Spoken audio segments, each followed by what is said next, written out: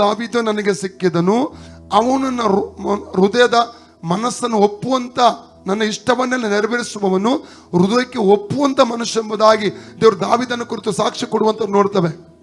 ದಾವೀದನ ಏನಾಗಿದ್ದ? ಕಾಡಿನಲ್ಲಿ ಕುರಿಗಳನ್ನು ಮೇಯಿಸುವಂತ ವ್ಯಕ್ತಿ ಆಗಿದ್ದ. ಅಲ್ಲಿಂದ ದೇವರು ಅವನನ್ನು ತೆಗೆದು ಇಸ್ರೇಲರನ್ನು ಆಳುವಂತ ಅರಸನನ್ನಾಗಿ ದೇವರು ಮಾಡುವುದು ನೋಡ್ತವೆ. ಒಂದು ಉನ್ನತಿ ಅವನ ಜೀವಿತದಲ್ಲಿ ಬರುವಂತ ನೋಡ್ತವೆ. ಅದ ಕಾರಣ ಭಾನುವಾರ ಎಂಬುವಂಥದ್ದು ದೇವರನ್ನು ಆರಾಧಿಸುವಂತ ದಿವಸ. ಬೇಕಾದ್ರೆ ಒಂದು ಅದಕ್ಕೆ ಸಂಬಂಧ ವಾಗ್ದಾನ ಒಂದು ಓದ್ತೇನೆ, ನನ್ನ ಮುಂದಕ್ಕೆ ಹೋಗ್ತಾನೆ. ಯೆಶಾಯನ ಪುಸ್ತಕ 58, 13, 14. Book of Isaiah 58, 13, 14.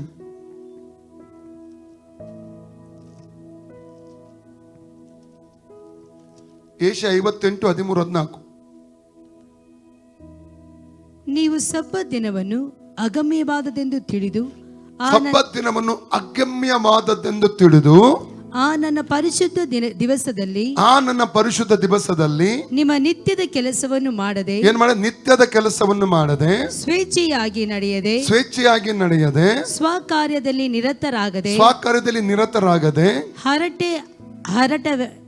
ಹರಟದೆ, ಯೆಹೋವನ ಸಬ್ಬತ್ ಎಂಬ ಪರಿಶುದ್ಧ ದಿನವು ಉಲ್ಲಾಸಕರವು ಮಾನ್ಯವು ಆದದೆಂದು ಘನಪಡಿಸಿದರೆ, ಆಗ ನೀವು ಯೆಹೋವನಲ್ಲಿ ಉಲ್ಲಾಸ ಪಡುವಿರಿ. ಮತ್ತು ನಾನು ನಿಮ್ಮನ್ನು ಭೂಮಿಯ ಎತ್ತರವಾದ ಪ್ರದೇಶಗಳ ಮೇಲೆ ಹತ್ತಿಸಿ, ನಿಮ್ಮ ಪಿತೃವಾದ ಯಾಕೋಬನ ಸ್ವಾಸ್ಥ್ಯವನ್ನು ನೀವು ಅನುಭವಿಸುವಂತೆ ಮಾಡುವೆನು. ಯೆಹೋವನೇ ಇದನ್ನು ನುಡಿದಿದ್ದಾನೆ. ಯಾರು ನುಡಿದಿದ್ದಾನೆ? ಇದು ಮನುಷ್ಯನಲ್ಲ. ಯಾರು ನುಡಿದದ್ದು?